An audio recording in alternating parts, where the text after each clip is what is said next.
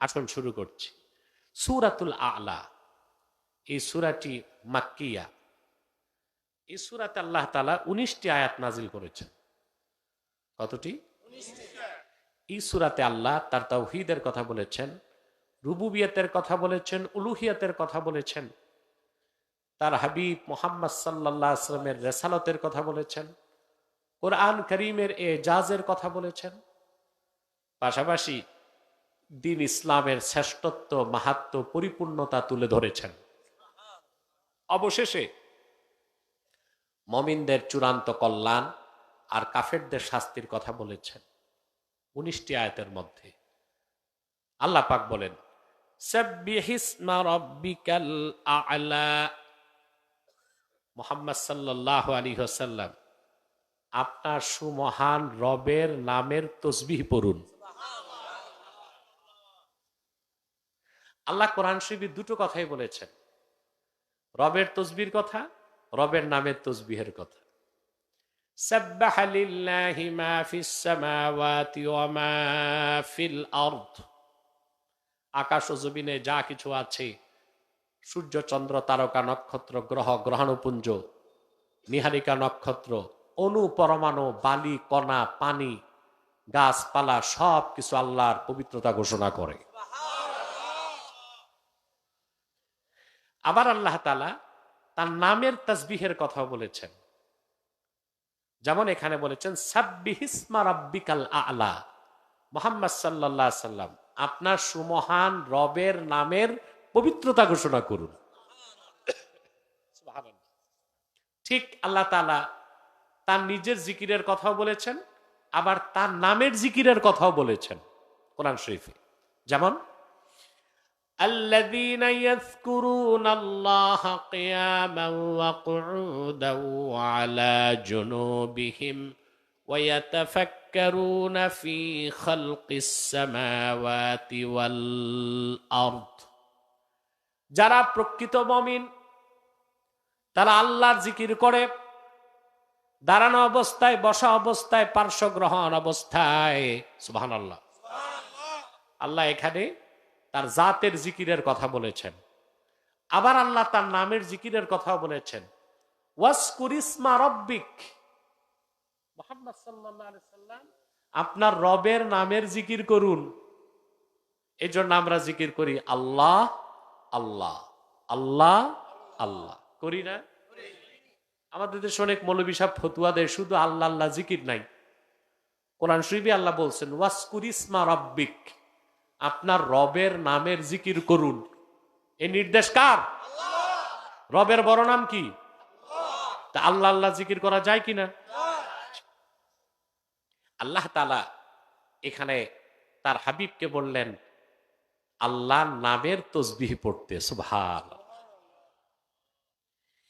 সুনান আবি দাউদ, সুনান ইবনে মাজাতে হাদিস এসছে, হযরত উকবা ইবনে আমির আল জুহানি রাদিয়াল্লাহু তাআলা আনহু বর্ণনা করেছেন, লাম্মা নাযালাত ফাসাব্বিহ বিসমি রাব্বিকাল আযীম ক্বালা লানা রাসূলুল্লাহ সাল্লাল্লাহু আলাইহি ওয়াসাল্লাম ইজআলুহা ফি রুকুইকুম। আল্লাহ যখন কোরআনে নাজির করলেন ফাসাব্বিহ বিসমি রাব্বিকাল আযীম, রাসূলুল্লাহ সাল্লাল্লাহু আলাইহি ওয়াসাল্লাম বললেন তোমরা আল্লাহর এই নামটা রুকুর মধ্যে পড়ো। তখন থেকে পড়া শুরু হলো, আমরা রুকুতে পড়ি সুবহানা রাব্বিয়াল আযীম। আযীম, কথা বুঝতেছেন? ফালাম্মা নাযালাত ফাসাব্বিহ সাব্বিহ ইসমা রাব্বিকাল আ'লা ক্বালা রাসূলুল্লাহ সাল্লাল্লাহু আলাইহি ওয়াসাল্লাম ইজআলুহা ফি সুজুদিকুম। আর যখন সূরা আ'লায় আল্লাহ নাজিল করলেন সাব্বিহ ইসমা রাব্বিকাল আ'লা, রাসূলুল্লাহ বললেন এই তাসবিহটা তোমরা সিজদায় পড়ো। তখন থেকে সিজদায় পড়া হয় সুবহানা রাব্বিয়াল আ'লা। রুকুতে কি পড়েন? আযীম। সিজদায় পড়েন সুবহানা রাব্বিয়াল আ'লা। 3 বার পড়া সুন্নাত, 7 বার পড়া যায়।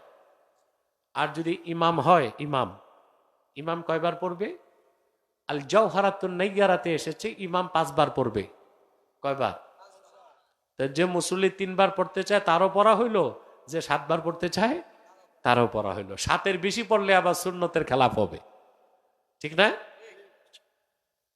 আল্লাহ তাআলা প্রথম আয়াতে বললেন, মুহাম্মদ সাল্লাল্লাহু আলাইহি ওয়াসাল্লাম আপনি আপনার সুমহান রবের নামের তসবিহ পড়ুন। সাব্বাহা ইউসাব্বিহু, তাসবিহ মানে হচ্ছে তানজিহুল্লাহি আযজা ওয়া জাল্লা মিন কুল্লি আইবিন ওয়া নাকসিন আম্মা লা ইয়ালিকু বিশানিহি, সকল প্রকার নকস, শিরক, কুফর, খারাপ ধারণা থেকে মহান আল্লাহর নামকে পবিত্র করা। বলেন সুবহানাল্লাহ। কাফের, মুশরিক, বেঈমান, মুলহিদুন, নাস্তিক, অবিশ্বাসীরা আল্লাহর ব্যাপারে যে খারাপ ধারণা রাখে, ওই সমস্ত ধারণা হৃদয় থেকে, মস্তিষ্ক থেকে পবিত্র করাটাই তাসবিহ। এটা কি? আর আল্লাহর পবিত্রতা ঘোষণা করতে হবে আল্লাহ শিখানো নামে। কিসে? যেমন আমরা পড়ি বিসমিল্লাহির রহমানির রহিম, এটা তর্জমা যদি করি, শুরু করছি পরম করুণাময় আল্লাহর নামে, বিসমিল্লাহর ফজিলত পাওয়া যাবে?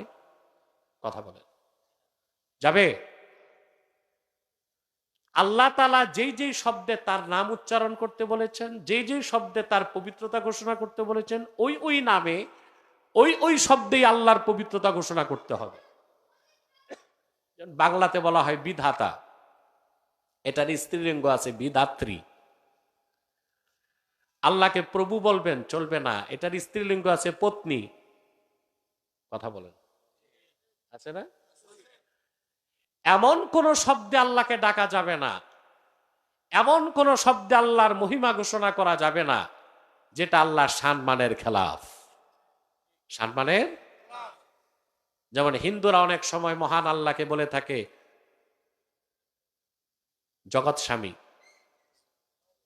এটা এমন একটা শব্দ যা আল্লাহর সম্মানের খেলাফ। এই জন্য আল্লাহ তাআলা তার হাবিবকে নির্দেশ করেছেন সাব্বিহিসমা রাব্বিকাল আ'লা, মুহাম্মদ সাল্লাল্লাহু আলাইহি সাল্লাম আপনার সুমহান রব আল্লাহর নামের তসবিহ পড়ুন। আল্লাযী খালাকা ফাসাওয়া, যিনি সবকিছু সৃষ্টি করেছেন, যিনি সবকিছু সৃষ্টি করেন আবার পরিপূর্ণতা দিয়ে সুঠাম করে বিন্যস্ত করে দেন। আল্লাহর কোন সৃষ্টি অপরিপূর্ণ আছে? কথা বলে, প্রত্যেকটা সৃষ্টি কি পরিপূর্ণ? কোন একটা সৃষ্টির মধ্যে দেখুন আল্লাহ তাআলা অপরিপূর্ণতা রাখেন নাই। সৃষ্টি করছেন, সমতা নির্ধারণ করছেন, করছেন না? যেমন দেখেন, এক ফোঁটা বীর্য থেকে তিনি মানুষকে বানান, প্রতিটা ধাপে তিনি সমতা দেন, ঠিক না? কোরআন কারীমে আল্লাহ তাআলা বলেছেন ওয়ালাকাদ খালাকনাল ইনসানা মিন সুলালাতিন মিন তিন সুম্মা জাআলনাহু নুতফাতান ফি ক্বারারিম মাকিন ثم خلقنا النطفة علقة فخلقنا العلقة مضغة فخلقنا المضغة عظاما فكسونا العظام لحما। আল্লাহ বলেন আমি মানুষকে সৃষ্টি করেছি মাটি সার নির্যাস থেকে। সুবহানাল্লাহ। থুম্মা জাআলনাহু নুতফাতান ফি ক্বারারিম মাকিন, এক ফোঁটা বীর্যের আকারে তার মায়ের সুরক্ষিত রেহেম স্থাপন করি, তারপর তাকে নির্ধারিত সময়ে গোস্তপিণ্ড বানাই, রক্তপিণ্ড, নির্ধারিত সময়ে গোস্তপিণ্ড বানাই, তার ভিতরে হাড় হাড্ডি দেই, সুবহানাল্লাহ, তারপর গোস্তের প্রলেপ লাগাই দিই। সৃষ্টি করলাম, সুবিন্যস্ত করলাম, সুঠাম দেহ দিয়া দুনিয়ায় পাঠাই দিলাম। আল্লাযী খালাকা ফাসাওয়া, তিনি সৃষ্টি করেন, সুঠাম করেন। শুধু মানুষের ক্ষেত্রে না, উদ্ভিদের ক্ষেত্রে, প্রাণী জগতের ক্ষেত্রে, মহাশূন্যে তাকান, প্রতিটা সৃষ্টিকে আল্লাহ তাআলা পরিপূর্ণতা দান করেছেন। তারপর আল্লাহ তাআলা বলেন ওয়াল্লাযী কদ্দারা ফাহাদা,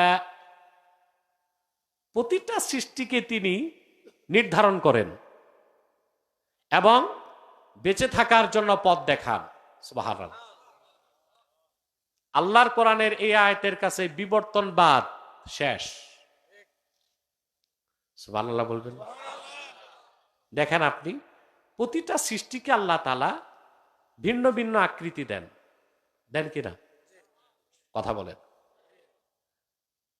প্রতিটা সৃষ্টিকে ভিন্ন ভিন্ন আকৃতি শুধু দেন না, ওখানে ব্যালেন্স রাখেন। আল্লাহ মানুষকে বানাইছেন কত স্কেলিং করে দেখেন। নাক যদি লম্বা হতেই থাকতো, বয়স বাড়তর লম্বা হতে হতে হতে হতে নাক কোথায় যেত? কথা বলেন। কাদ্দারা নির্ধারণ করে দিছেন নাক এতটুকুই বাড়বে। কথা বলেন।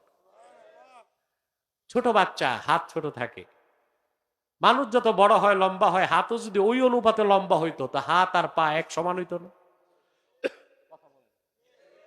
কাদ্দারা নির্ধারণ করে দিয়েছেন একটা জায়গায় যে থেমে যাবে। সুবহানাল্লাহ। হাতের নখগুলো বাড়বে এবং কাটবেন। দাঁতের ক্ষেত্রে তিনি নির্ধারণ করে দিয়েছেন যথাস্থানে বড় হয়ে দাঁত আর বাড়বে না। যদি নখের মতো দাঁতও বাড়তো, নখও কাটতেন, তারপর দাঁতও কাটতে হইতো। কথা বলেন। কাদ্দারা নির্ধারণ করে দিয়েছেন দাঁত এতটুক হবে, নাক এতটুক হবে, কান এতটুক হবে। সুবহানাল্লাহ। যেটা কাটা যায় ওটা নির্ধারণ করেন নাই। নখ আপনি কাটবেন, নখ যদি আল্লাহ স্থায়ীভাবে দিতেন, আপনারা ক্ষেত খামারে কাজ করতেন, নখটা নষ্ট হয়ে যেত না। কথা বলবেন। এই জন্য এটা নষ্ট হয়, নতুন হয়, কাটতে থাকেন। দাঁতও যদি এরকম বাড়তো তো টিথ কাটার লাগতো দাঁত কাটার জন্য, ঠিক না? তিনি কি করেছেন? ওয়াল্লাযী কদ্দারা ফাহাদা, প্রতিটা সৃষ্টিকে নির্ধারণ করেন, বেঁচে থাকার সকল ব্যবস্থা দেখায় দেন। শুধু মানুষ না, মানুষ তো আশরাফুল মাখলুকাত। আল্লাহ তারে কৃষি শিখাইছেন, ব্যবসা শিখাইছেন, কিন্তু প্রাণী জগতের দিকে তাকান, প্রত্যেকটা সৃষ্টিকে আল্লাহ তাআলা আলাদা আলাদা আকৃতি দিয়েছেন, আকৃতিকে নির্ধারণ করে দিয়েছেন, বেঁচে থাকার জন্য জীবিকা নির্বাহের পথ দেখায় দিয়েছেন। সুবহানাল্লাহ বলবেন না? করছেন কিনা? মুসা আলাইহিস সালাম যখন ফিরআউনের কাছে দাওয়াত নিয়ে গেল, আল্লাহর রুবুবিয়তের দাওয়াত, ফিরআউন কিন্তু আল্লাহকে বিশ্বাস করতে, এটা জানেন? কথা বলেন। কিন্তু আল্লাহর রুবুবিয়তকে বিশ্বাস করত না। ফিরআউন নাস্তিক ছিল না, আস্তিক ছিল। আল্লাহকে বিশ্বাস করত, আল্লাহ এক এটা বিশ্বাস করত না, আর আল্লাহর রুবুবিয়তকেও বিশ্বাস করত না। মুসা আলাইহিস সালাম ফিরআউনের কাছে গেলেন। কথা শুনতেছেন আপনারা? মনোযোগ আছে? মিয়া সাহেব দেখতে দেখতে গেছে 40 মিনিট। আর কিছু সময় বলে আজকের মতো মুনাজাত, কালকে বেশি কথা বলবো ইনশাআল্লাহ, আল্লাহ যদি কবুল করেন। মুসা আলাইহিস সালাম গেছেন ফিরআউনের কাছে। ফিরআউন দেখে বলে, মুসা তুমি কে? বলে, মুসা। ওই মুসা না, আমার বউ আসিয়া যে তোমারে বাঁচাইছিল, তাই মনে করতে পারো। কিসের দাওয়াত নিয়ে এসেছ? আল্লাহর রুবুবিয়তের দাওয়াত। ফিরআউন বলল, রব কে? রবের পরিচয় কি? মুসা আলাইহিস সালাম বললেন, قال ربنا الذي أعطى كل شيء خلقه ثم هداه। আমার তোমার সবার রব সে আল্লাহ রাব্বুল আলামিন, যিনি প্রতিটা সৃষ্টিকে আলাদা আলাদা আকৃতি দিয়েছেন আর প্রতিটা জীব আর প্রাণীকে বেঁচে থাকার জন্য পথ দেখাই দিয়েছেন। আল্লাহ দেখান নাই? একটা মুরগির বাচ্চা ডিম থেকে বের হয়, চিল যখন তাকে ছো মারতে আসে, প্রথম দিন মুরগির বাচ্চাটা তার মায়ের পাখার নিচে আশ্রয় নেয়। এটা কে শিখাইছে? কথা বলেন। হাঁসের ডিম থেকে বাচ্চা বের হয়ে প্রথম দিনই সাঁতার কাটে। ও কি কোনো সুইমিং সেন্টারে গেছে? কি শিখাইছে? সুম্বা হাদা, কেমনে চলবে কেমনে খাবে সব কে শিখাই দিছে? আমি একটা দৃষ্টান্ত দিচ্ছি, শীতকাল আপনাদের ভালো লাগবে শুনতে। বাংলাদেশ থেকে প্রায় 11,000 কিলোমিটার দূরে সাইবেরিয়া, রাশিয়া সাইবেরিয়া, বেরিং প্রণালী, ওপারে আলাস্কা। এই আলাস্কা থেকে সাইবেরিয়া থেকে প্রতি বছর শীতে আমাদের সুনামগঞ্জে এবং বিল এলাকায় শত শত অতিথি পাখি আসে। শিকারীরা শিকার করে খায়, যদিও সরকার বেআইনি ঘোষণা করছে। শরীয়তের দৃষ্টিতে বেআইনি না, সরকারের দৃষ্টিতে। কথা বলেন। এখন যদি কেউ আল্লাহর পাঠানো অতিথি পাখি ধরে খায় রিজিক হিসেবে, এটা কোনো গুনাহ হবে না, রাষ্ট্রের আইন লঙ্ঘন হবে। এই কথা বলেন। আমরা তো মানুষেরা এমন আইন বানাই যেটা আল্লাহর আইনের বিপক্ষে যায়, আর ছোট অপরাধকে বড় অপরাধ মনে করি, বড় অপরাধকে ছোট অপরাধ মনে। বাংলাদেশে যেই ছেলের বয়স 21 বছর হয় নাই আর মেয়ের বয়স 18 হয় নাই, এই জায়েজ বিয়েকে আমরা আইন করে কত বড় হারাম বানাইছি। হারাম বানাইছি না? এটার নাম দিয়েছে বাল্য বিবাহ। কিন্তু ছেলে মেয়ে বয়স যাই হোক, ওরা যদি একটু ফ্রি মিক্সিং লিভ টুগেদার, পার্কের রেস্তোরাঁ একটু ধরা ছোঁয়া করে, আরো কিছু হয়, তাতে দোষ নাই, বাচ্চা মানুষ। তার মানে নাবালেগ নাবালেগা জেনা করতে পারে, ওতে দোষ নাই। আর বালেক বালেগা শুধু বয়স 21 হয় নাই আর 18 হয় নাই, বিয়ে করতে পারে না। এইরকম জঙ্গলি আইন যতদিন বাংলাদেশে থাকবে, অতদিন বাংলাদেশের সংস্কার হবে না। আমরা সবাই সংস্কার চাই। একেবারে 5ই আগস্টের পর থেকে আমি সংবিধান পরিবর্তন করা হোক, এটা চাই। আপনার মেজর ডালিমের বক্তব্য শুনেছেন। আমাদেরকে স্বাধীনতার নামে একটা মিথ্যা ইতিহাস শোনানো হয়েছে, ঠিক না? স্বাধীনতার স্তম্ভগুলোই মিথ্যার উপর। তবে স্বাধীনতা পেয়েছি, এটা আল্লাহ শুকরিয়া। কিন্তু আমরা চাই আধিপত্য মুক্ত স্বাধীন বাংলাদেশ, যারা কোনো দেশের তাবেদারি করবে না। এটা চান না? সংস্কার চাই আমরা। সংবিধান বদলানো অবশ্যই উচিত। এই সংবিধানটা হচ্ছে কুফর বান্ধব সংবিধান। কি বান্ধব? যে সংবিধানটা আছে এটা তো ডক্টর কামাল মিয়া করছে ভারতের প্রেসক্রিপশনে। রুশ ভারতের দালালরা 72 সালে সংবিধান লেখছে। এই দেশের মুসলমানদের আশা আকাঙ্ক্ষার কোনো প্রতিফলন ঘটে নাই। আমরা এটা পরিবর্তন চাই। তবে নতুন যে সংবিধান হবে তা হতে হবে কোরআন ও সুন্নাহর আলোকে। এটা চান না? তো বলছিলাম দেশের আইনগুলো বদলানো দরকার। কি করা দরকার? এই কথা বলার লোকই নাই। বিড়ালের গলায় ঘন্টা বাঁধবে খে। ডক্টর ইউনূস সবে মাত্র বলছিল ভোটারের বয়স 17 বছর, কি বিপদে পড়ছে, পরবর্তীতে তিনি তার কথাকে উড্ডু করছেন, ঠিক না? আমাদের কথাগুলো সাহস করে বলতে হবে। ইসলামে বাল্য বিবাহ নাই, বালেক বিবাহ আছে, বালেগা বিবাহ আছে। বালেক মানে physically matured and mentally matured. বালেক হয়েছে কার হুকুমে?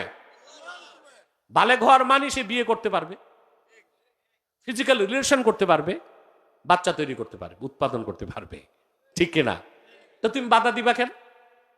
এটাকে মানবাধিকারের লঙ্ঘন না? বলছিলাম ভাইরা, আল্লাহ তাআলা প্রতিটি সৃষ্টিকে আকৃতি দিয়েছেন, বেঁচে থাকার ব্যবস্থাও। হাদা ফাহাদা, যেটা সূরা আলাতে বলেছেন, ওয়াল্লাযী কদ্দারা ফাহাদা, তিনি নির্ধারণ করেন এবং পথ দেখান। সুবহানাল্লাহ। ওই যে অতিথি পাখির কথা, এগুলো 11,000 কিলোমিটার পথ পাড়ি দিয়ে বাংলাদেশে আসে। বাংলাদেশের পথ চিনাইছেন কে? ওখানে শীত বেশি, বাংলাদেশে শীত কম, ওদের কাছে কি ওয়্যারলেসে মেসেজ গেছিল? কথা বুঝেন, ওরা বুঝলো কেমনি? আহা, যে কোরআন শরীফের সংস্পর্শে আসছে সে কখনো নাস্তিক হইতে পারে না। আল্লাহর কুদরতের সামনে তার মস্তক নত হয়ে যাবে। কোথায় সাইবেরিয়া? ওরা টের পাইছে শীত এখানে বেশি, খাবার নাই, যাইতে হবে কই? টেলিফোন গেছিল, ওদের কাছে জিপিআরএস আছে, রাডার আছে। বিষয়টা আরেকটু বুঝাই আপনাকে।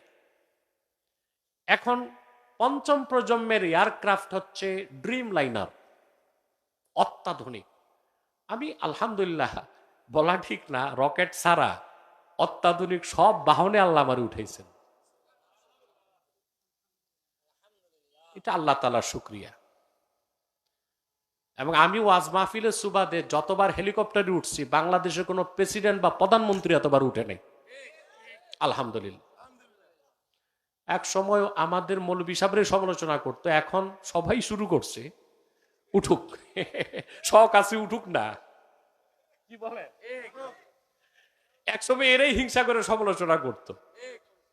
হ্যাঁ, যাক, সেটা আর বলতে চাই না। তো ড্রিম লাইনারে বহুবার আমি উঠেছি, এত অত্যাধুনিক, আপনি কি বলবেন। 380 যেটা, এখানে একটা এয়ারক্রাফটের দাম 1450 কোটি টাকা, একটা প্লেনের দাম। এখানে প্রায় 12 জন ক্যাবিন ক্রু, 3 জন pilot, captain, pilot and co pilot, অত্যাধুনিক ডিভাইস। 400-450 যাত্রী বসছে।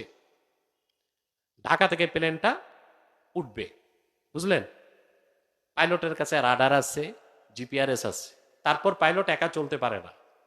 বাংলাদেশ থেকে প্লেনটা টেক অফ করার পর মনে করেন অস্ট্রেলিয়া যাবে। কোথায়?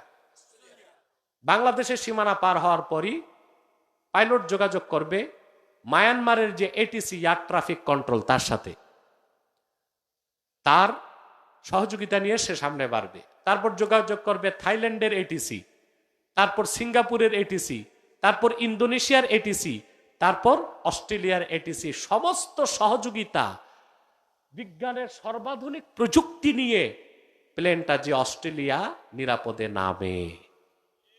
কিন্তু মনে করুন প্রচন্ড কুয়াশা, বিজ্ঞানের সর্বাধুনিক আবিষ্কার 1450 কোটি টাকার প্লেন সকাল 8টায় যেটা ছাড়বে, ওটা সন্ধ্যা 8টা পর্যন্ত এয়ারপোর্টে মুখ থুবড়ে বসে থাকবে। বিজ্ঞান শেষ।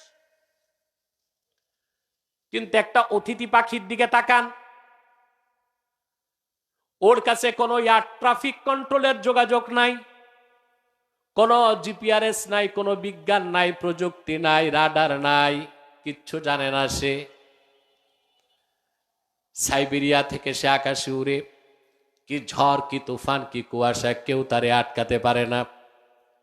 হাজার হাজার মাইল পথ পাড়ি দিয়ে আমার ভাটি বাংলায় এসে হাওরে বিলে মিঠা পানির মাছ খেয়ে 2-3 মাস 3 মাস পরিতৃপ্ত হয়ে আবার নিরাপদে সে তার দেশে ফিরে যায় কিনা? কেন? ওয়াল্লাযী কদ্দারা ফাহাদা।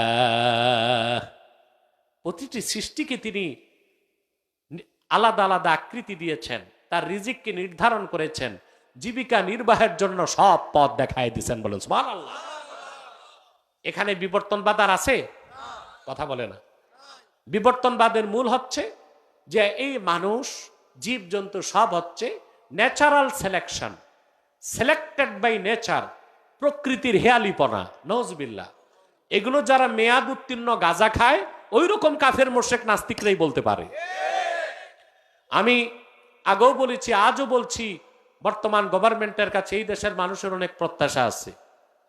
আমরা সরকারকে বলবো, আগের সরকার বিবর্তনবাদ যতটুকু রেখে গেছে কিছুটা বাদ দিছেন আপনারা। আমরা চাই বিবর্তনবাদের মতো নাস্তিক্যবাদ পুরাপুরি ঝাড়ু দিয়া সাফ কইরা শিক্ষা প্রতিষ্ঠানকে নাস্তিকতা মুক্ত করা হোক।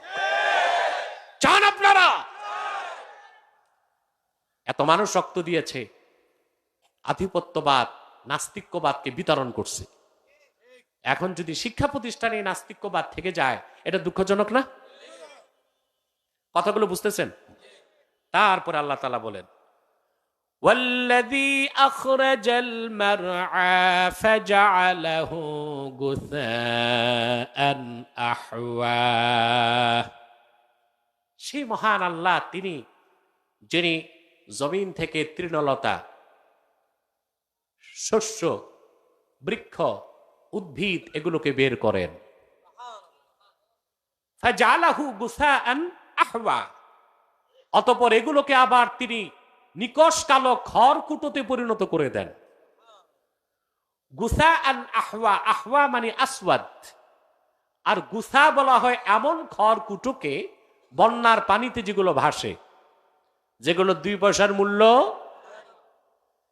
এখানে আল্লাহ তার কুদরতের কথা ইঙ্গিত করে মানুষকে যে তিনি হাসর ময়দানে জিন্দা করতে পারবেন সেই দিকে ইঙ্গিত দিচ্ছেন। সবুজ শ্যামল শস্য যিনি নির্গত করেন, আবার এগুলোকে তিনি নিকষ কালো খড়কুটায় পরিণত করে দিতে পারেন। এই প্রবল ক্ষমতা যার, তিনি মানুষকে সৃষ্টি করার পর মৃত্যুর পর আবার জিন্দা করতে পারবেন কিনা বলেন? জোরে বলেন। সানুকরিউকা ফালা তানসা ইল্লা মা শাআল্লাহ। মুহাম্মদ সাল্লাল্লাহু আলাইহি ওয়াসাল্লাম, অনতি বিলম্বী আল্লাহ তাআলা, আমি আল্লাহ আপনাকে কোরআন পাঠ করাবো যেন আপনি ভুলে না যান। আপনি ভুলবেন না। সুবহানাল্লাহ। কোরআন শরীফ যখন প্রথম প্রথম নাজিল হতো, জিবরিল যখন পড়তেন, রাসূলুল্লাহ সাল্লাল্লাহু আলাইহি ওয়াসাল্লাম দ্রুত পড়তেন যেন ছুটে না যায়। সুবহানাল্লাহ বলবেন না? জিবরিল পড়তেন, রাসূলুল্লাহ সাথে সাথে পড়তেন। কেন? যেন একটা অক্ষরও ছুটে না যায়। আল্লাহ পরম আদরের সাথে তার হাবিবকে ডাক দিয়ে বললেন, লা তুহাররিক বিহি লিসানাকা লিতাআজালা বিহি ইন্না আলাইনা জামআহু ওয়া কুরআনাহু ফাইযা ক্বরানাহু ফাত্তাবি' কুরআনাহু সুম্মা ইন্না আলাইনা বায়ানাহু। মুহাম্মদ সাল্লাল্লাহু আলাইহি ওয়াসাল্লাম, কোরআনকে আত্মস্থ করার জন্য আপনার জবানকে দ্রুত নাড়বেন না, দরকার নাই। যখন আমি আল্লাহ কোরআন নাজিল করি, আপনি শুধু শুনবেন। আপনার নূরের সিনায় কোরআনকে জমা করে দেবার দায়িত্ব আমি আল্লাহর। আর কোরআনের যে অংশ বুঝবেন না তা ব্যাখ্যা করে দেবার দায়িত্ব আমি আল্লাহ। একই সান্ত্বনা আল্লাহ তার হাবিবকে সূরাতুল আ'লাতে দিলেন, সানুকরিউকা ফালা তানসা। মুহাম্মদ সাল্লাল্লাহু আলাইহি ওয়াসাল্লাম, ধাপে ধাপে আমি বাকি কোরআন আপনার উপর নাজিল করব। আমি আপনাকে পাঠ করাবো, আপনার পাঠ করতে সমস্যা হবে না, আপনি ভুলবেন না। সুবহানাল্লাহ। ইল্লা মা শা আল্লাহ, ততটুক ছাড়া যতটুক আল্লাহ চান। ইন্নাহু ইয়ালামুল জাহরা ওয়া মা ইয়াখফা, নিশ্চয় আল্লাহ প্রকাশ্য এবং গোপন সবকিছু জানেন। এরপর আজকে যে আয়াত পড়ে আমি শেষ করেছি, ওই আয়াতের ব্যাখ্যা করেই মুনাজাত করে দিচ্ছি। এরপর আল্লাহ তাআলা বলেন, ওয়া নুয়াসসিরুকা লিল ইউসরা। মুহাম্মদ সাল্লাল্লাহু আলাইহি সাল্লাম, আপনার জন্য আমি শরীয়তকে, দ্বীনকে, জীবন বিধানকে খুব সহজ করে দিব। বলেন সুবহানাল্লাহ। আল্লাহ সহজ করে দিয়েছেন না? ইসলাম হচ্ছে পরিপূর্ণ পূর্ণাঙ্গ জীবন বিধান, সহজ, সরল, স্পষ্ট, যাতে কোনো বক্রতা নাই, অস্পষ্টতা নাই। এমন কোন আমল ইসলামে নাই অবৈজ্ঞানিক, অযৌক্তিক, মানতে কষ্ট। সুবহানাল্লাহ কইবেন না? ওয়া নুয়াসসিরুকা লিল ইউসরার সবচেয়ে সুন্দর ব্যাখ্যা আমি অসংখ্য তাফসীর দেখেছি, তার মধ্যে সবচেয়ে সুন্দর করেছেন ইবনে কাসির। ইবনে কাসির রাহমাতুল্লাহ লেখেন, ওয়া নুয়াসসিরুকা লিল ইউসরা আই নুসাহহিলু আলাইকা আফআলাল খাইরি ওয়া আকওয়ালাহ অনুশাররিউ লাকা শারআন সাহলান সামহান মুস্তাকিমান আদলা লা ইউজাজা ফীহি ওয়ালা হারাজা ওয়ালা উসরা। আল্লাহু আকবার। আল্লাহ ১৫০০ বছর আগে কোরআন নাজিল যখন শুরু হলো, দিন যখন পরিপূর্ণ হয় নাই, আল্লাহ শুরুতেই বলে দিলেন মুহাম্মদ সাল্লাল্লাহু আলাইহি সাল্লাম, এমন একটা শরীয়ত আপনাকে দিব আপনার উম্মতের জন্য, বিশ্ববাসীর জন্য, যা হবে সহজ, সরল, স্পষ্ট, প্রতিষ্ঠিত, যেখানে অযৌক্তিক কোনো বাড়াবাড়ি নাই, মাত্রাতিরিক্ত ছাড়াছাড়ি নাই। অযৌক্তিক বাড়াবাড়ি নাই, মাত্রাতিরিক্ত ছাড়াছাড়ি নাই, নাই কোনো বক্রতা, নাই কোনো অস্পষ্টতা। সুবহান।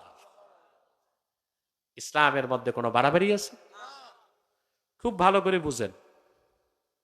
আল্লাহ তাআলা ১৫০০ বছর আগে তার হাবিব মুহাম্মদ সাল্লাল্লাহু আলাইহি ওয়াসাল্লামের শরীয়তকে, দ্বীনকে পরিপূর্ণ করে দিলেন। যে দ্বীন ইসলাম ছাড়া আল্লাহর মনোনীত আর কোনো দ্বীন নাই। আছে? মানার ক্ষেত্রে, বুঝার ক্ষেত্রে ইসলাম সহজ। এর মানে এই না যে ইসলামের মধ্যে চরমপন্থা নাই। অনেকে ভুল ব্যাখ্যা করে যে ইসলামে চরমপন্থা নাই। ইসলামে চরমপন্থা আছে, উগ্রপন্থা নাই।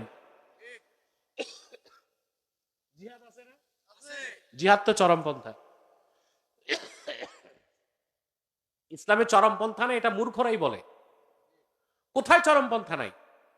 আরে ভাই, আপনি কানের ডাক্তারের কাছে যাবেন, সে আস্তে আস্তে কানের ট্রিটমেন্ট করবে। আর দাঁতের ডাক্তার কথা বলেন সারাশি দিয়ে। দাঁতের ডাক্তার চরমপন্থা, কানের ডাক্তার নরমপন্থা। ঠিক কিনা? সব জায়গায় সব পন্থা চলে? ইসলাম ৩টা পন্থাই দিয়েছে: চরমপন্থা, মধ্যপন্থা, শিথিল পন্থা। শিরক ও কুফরের বিরুদ্ধে ইসলামের কথা হচ্ছে চরম অবস্থান গ্রহণ করতে হবে। আহকামে শরঈয়ার ক্ষেত্রে ইসলাম দিয়েছে মধ্যপন্থা, আর দ্বীনের দাওয়াত দেবার ক্ষেত্রে ইসলাম দিয়েছে শিথিল পন্থা। আল্লাহ বলেন না কারো ঘাট দইরা কোনো হিন্দুরে আমরা কালেমা পড়ায় মুসলমান বানাবো না। ইসলামের সুমহান আদর্শ দাওয়াত তার সামনে তুলে ধরবো, সে অভিভূত মুগ্ধ হয়ে মস্তক নত করবে আল্লাহর কাছে। সুবহানাল্লাহ। কথা বুঝতেছেন আমার ভাইয়েরা? আল্লাহ তাআলা তার হাবিবের শরীয়তের মধ্যে কোনো অযৌক্তিক বাড়াবাড়ি রাখেন নাই, মাত্রাতিরিক্ত ছাড়াছাড়িও, কথা কইবেন না, রাখেন নাই। সুবহানাল্লাহ বলবেন না। মুসলিম শরীফের একটা হাদিস শোনাচ্ছি, হাদিস নাম্বার 2485। হযরত আবু হুরায়রা রাদিয়াল্লাহু তাআলা আনহু বলেন, এক সাহাবী রাসূলুল্লাহ সাল্লাল্লাহু আলাইহি ওয়াসাল্লামের কাছে দৌড়ায় আসছে, এসে বললেন, হালাকতু ইয়া রাসূলুল্লাহ সাল্লাল্লাহু আলাইহি ওয়াসাল্লাম, আয় আল্লাহর রাসূল, আমি ধ্বংস হয়ে গেছি। আল্লাহর হাবিব বললেন, ওয়ামা আহলাকাকা, কোন জিনিস তোমারে ধ্বংস করলো? তিনি বললেন, ওয়াকাতু আলা ইমরাআতি ফি রমাদান, রমজান মাসে রোজা রেখে বিবির কাছে গেছি। কথা বুঝেন নাই? আরে ভাই, আপনার আবার মনে করেন না যে রোজা রেখে বউ দেখাই যাবে না। এই যাওয়ার মানে বুঝছেন ফিজিক্যাল রিলেশন, ফিজিক্যাল।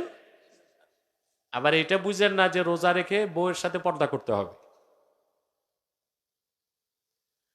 সাহাবী বললেন, আমি রমজান মাসে আমার স্ত্রীর সাথে আমি সম্পর্ক করেছি রোজা রেখে।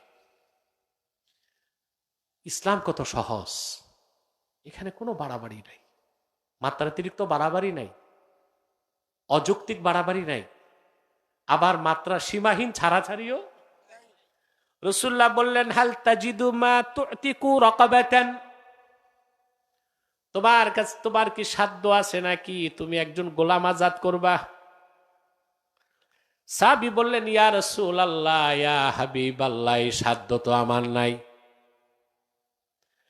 আল্লাহর হাবিব বললেন, ফাহাল তাস্তাতিউ আন তাসুমা শাহরাইনি মুতাতাবিআইন, তা তুমি কি এক নাগারে 2 মাস রোজা রাখতে পারবা? এটা কিন্তু রোজার কাফফারা, জানেন আপনারা? একটা রোজা নষ্ট করলে, যদি রোজাটা ফরজ রোজা হয়, কি রোজা? সাহাবী বললেন যে না, এটা আমি পারবো না। আল্লাহর হাবিব বললেন, ফাহাল তাজিদু মা তুতইমু সিত্তিনা মিসকিনান, তাহলে তুমি কি 60 জন মিসকিন খাওয়াতে পারবা? ইসলাম সহজ না? কথা বলে না। সাহাবী বললেন, ইয়া রাসূলুল্লাহ সাল্লাল্লাহু আলাইহি ওয়াসাল্লাম, এটাও পারবো না। এমন সময় আল্লাহর হাবিব সাল্লাল্লাহু আলাইহি ওয়াসাল্লামের কদমে খেজুর হাদিয়া আসলো। রাসূল করিম সাল্লাল্লাহু আলাইহি সাল্লাম সবটুকুন খেজুর সাহাবীকে দিয়া বললেন, যাও নিয়ে যাও, তাসাদ্দাক বিহাজা, এই সব তুমি সদকা করে দাও, তোমার রোজার কাফফারা আদায় হয়ে যাবে। সাহাবী বললেন, ইয়া রাসূলুল্লাহ, ইয়া হাবিবাল্লাহ, কেমন মানুষকে সদকা করব? আমার চেয়ে বেশি গরিব না কম গরিব? আল্লাহর হাবিব বললেন, তোমার চেয়ে বেশি যার গরিবী তারে। সাহাবী বললেন, ইয়া রাসূলুল্লাহ, ইয়া হাবিবাল্লাহ, সারাটি মদিনা মুনাওয়ারায় আমার চেয়ে গরিব আর কেউ নাই। হাদিসের রাবী বলেন, ফাদাহিকান নবিয়্যু সাল্লাল্লাহু আলাইহি ওয়াসাল্লাম হাত্তা বাদাত আনিয়াবুহু, এই কথা শুনে নূর নবীজি এমন বেহেশতি হাসি হাসলেন, রাসূলুল্লাহর মারির দাঁতের নূরের চমক দেখা গেল। রাসূলুল্লাহ বললেন, ইযহাব ফাআতইমহু আহলাক, যাও তোমার কাফফারার সদকা তোমার পরিবার পরিজনকে খাওয়াও। এর নাম দিন ইসলাম। সুবহান, একটু জোরে কইবেন না সুবহানাল্লাহ। আল্লাহ কত সহজ করে দিয়েছেন দিনকে, অনুয়াসসিরুকা লিল ইউসরা। এক সাহাবী রাসূলুল্লাহ সাল্লাল্লাহু আলাইহি ওয়াসাল্লামের কাছে আসলেন। সে বললেন, ইয়া রাসূলুল্লাহ সাল্লাল্লাহু আলাইহি ওয়াসাল্লাম, আমি এই হাদিসটা মাজমাউ জাওয়ায়েদে আছে। কোথায়? ইমাম হায়সামি রওয়ায়াত করেছেন যে আমি সব গুনাহ ছাড়ছি, একটা গুনাহ ছাড়তে পারি নাই। আল্লাহর হাবিব বললেন, ওটা কোন গুনাহ? সাহাবী বললেন, জিনা ছাড়তে পারি নাই। মিয়া সাহেব, আজকালকার কোন পীর সাহেবকে যদি মুরিদে সেটা কয়, পীর সাহেব লাঠি হাতে নিবে না? সাহস কি তোর বেয়াদব, তুই জিনা করেছ আবার আমার কাছে বলিস? কারণ বর্তমান যুগে পীর সাহেব হইলে আর শায়েখ হইলে ভাব সাব বেড়ে যায়। কি বলেন আপনারা?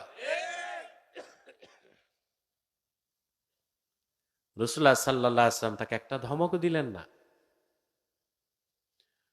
বলেন, সাহাবী, যে তোমার মায়ের সাথে কেউ জিনা করে তুমি মেনে নিবা? বলে, কখনো না। তোমার বোনের সাথে তাও না, তোমার স্ত্রীর সাথে তাও না। আল্লাহর হাবিব বললেন, সাহাবী, তুমি যেই মেয়েদের সাথে মহিলাদের সাথে জিনা করো, সেই মহিলাটা কারো মা কিংবা কারো বোন কিংবা কারো মেয়ে, তা কি তুমি চিন্তা করো না? সাহাবী বলেন, রাসূলুল্লাহর এতটুক নসিহত আমার দিলে এমন ভাবে গেঁথে গেল, জিনার প্রতি এমন ঘৃণা আসলো, কোনদিন আর আমি জিনার কাছেও যাই নাই। দিনকে আল্লাহ কত সহজ করে দিয়েছে। আল্লাহ তাআলা বলেছেন, সব ক্ষেত্রে আল্লাহ সহজ করে দিয়েছেন। আল্লাহ বলেছেন, ইউরিদুল্লাহু বিকুমুল ইউসরা ওয়া লা ইউরিদু বিকুমুল উসর। আল্লাহ তোমাদের জন্য দিনে সহজ জিনিস চান, কঠিনটা চান না। তিনি চাইলে কঠিন করতে পারতেন। আল্লাহ তাআলা নির্দেশ করেছেন, ইয়া আইয়ুহাল্লাযীনা আমানু ইযা কুমতুম ইলাস সালাতি ফাগসিলু উজুহাকুম ওয়া আইদিয়াকুম ইলাল মারাফিক ওয়ামসাহু বিরুউসিকুম ওয়া আরজুলাকুম ইলাল কাবাইন। কথা বুঝতেছেন? হিমানদারগণ, ইযা কুমতুম ইলাস সালাহ, এখানে অর্থ ইযা আরাদতুমুস সালাহ, নামাজ পড়ার ইচ্ছে যখন করো, ফাকসিলু উজুহাকুম, ওযু করো। ফাঁকি দিয়ে একটা কথা বলে দিই, বাংলাদেশে একটা বাতিল ফেরকা বের হয়েছে, আহলে কোরআন দাবিদার। ওরা কোরআন মানে হাদিস মানে না। ধরছিলাম আমি, দেখছেন না? শোচনীয় ভাবে পরাজিত হয়েছে। আহলে কোরআন দাবিদার, আসলে তো আহলে কোরআন না আহলে শয়তান। হাদিস বাদ দিলে কোরআন মানার সুযোগ আছে? মনে করেন আপনি হাদিস মানলেন না, এখন আল্লাহ বলছেন আপনি যদি শাব্দিক অনুবাদ করেন তাহলে কি হয়, হে ইমানদারগণ ইদা কুমতুম ইলা সালাহ, নামাজে যখন দাঁড়াবা ওযু করবা, তাহলে ওযু করে নামাজ পড়বো না নামাজে দাঁড়ায় ওযু করব? ওই এই ব্যাখ্যা তো হাদিস থেকে নিতে হবে। ইদা কুমতুম ইলা সালাহ মানে ইদা আরাদতুমুস সালাহ, নামাজ পড়ার যখন ইচ্ছে করবা, ফাকসিলু উজুহাকুম, চেহারাগুলো ধৌত করো, হাতগুলো ধৌত করো কোনই পর্যন্ত, সুবহানাল্লাহ। ওয়ামসাহু বিরুউসিকুম, মাথাগুলো মাসা করো, ওয়া আরজুলাকুম ইলাল কাবাইন, পাগুলো টাকটু পর্যন্ত ধৌত করো, সুবহানাল্লাহ। এখন আল্লাহ বিপদে ঠেকান নাই উম্মতকে। আল্লাহ আর এক জায়গায় বলে দিয়েছেন যদি আপনি পানি না পান, আল্লাহ বলে দিয়েছেন ওয়া ইল্লাম তাজিদু মাআন ফাতায়াম্মামু সাঈদান তাইয়্যিবা, আর যদি পানি না পাও নামাজ পড়ার জন্য তো কি করবা? পবিত্র মাটিতে, কথা বলে না, তায়াম্মুম করবা। সহজ করে দিয়েছেন না? এখন দুনিয়ার আপনি যেখানে যাবেন পানি, পানি না থাকলে মাটি। হ্যাঁ, যদি এমন কোন জায়গায় যান পানিও নাই মাটিও নাই, তখন নামাজ পড়বেন কি করে? প্রশ্ন আসে? কথা বলেন, আসে? আসে? উত্তর লাগবে। এখন আমি যখন এটা ফাতোয়া ফেকাতে পড়ছি বুঝি নাই যে এমন কোন জায়গা আছে পানিও নাই মাটিও নাই। প্লেনে উঠার পর দেখছি, কোথায় হজ ফ্লাইট গুলোতে, অ্যারাবিয়ান ফ্লাইট গুলোতে মাটির চাকা দেয়, তায়াম্মুম করতে দেয়, কিন্তু আপনি যদি অন্য কোন দেশের ফ্লাইটে হজে যান ওরা তো কিছু দিবে না, বুঝেন না? তা আমি কয়েকবার বিপদে পড়েছি, পানিও নাই হুজুর, মাটিও নাই। এই রকম ব্যক্তিকে ফেকার ভাষায় বলা হয় ফাকিদুত তাহুরাইন, যার কাছে পানিও নাই মাটিও নাই। ইমাম আজমের ফাতাওয়া, সে নামাজ পড়তে পারবে না, নামাজের সুরতে বসে থাকবে, যে কোনো একটা পাওয়ার পর নামাজ পড়বে, কাজা হইল। কথা বলে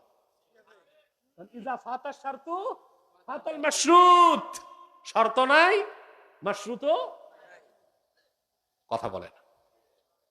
ফাঁকে দিয়ে আর একটা কথা বলি, কেন ভাই এমন সমস্যা তো হওয়ার কথা না যে পানিও নাই মাটিও নাই, হইতে তো পারে না। আমরা জানি পানি নাই, তায়াম্মুম করতে হবে কি দিয়া? তো ফেকার সব কিতাবে আছে মাটি নাই, মাটির হাড়ি, মাটির ঘটি, তাতেও চলবে তায়াম্মুম।